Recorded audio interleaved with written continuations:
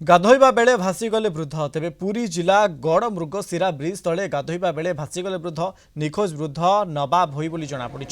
तेबे घटनार खबर पाई खोजाखोजी जारी रखिछि पुलिस और अग्निशम विभाग निज आखि आगे भासी जाइतिबा कहिसेंती परिवार लोके। सकाळे नवाब होई जेतेबेले से शौच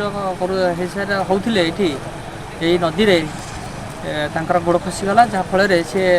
खसीगले एवं दमकल बाहिनी की जितेबाला खबर आसाला तुरंत आम टीम आसी पहुँची ये सर्च ऑपरेशन जारी कर रखिंट कि एपर्यंत आम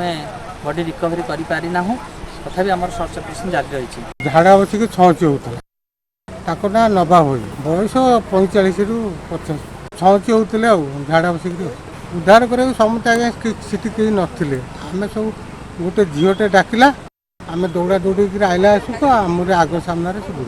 आज्ञा डकड़ा है दमकल बाहिनी।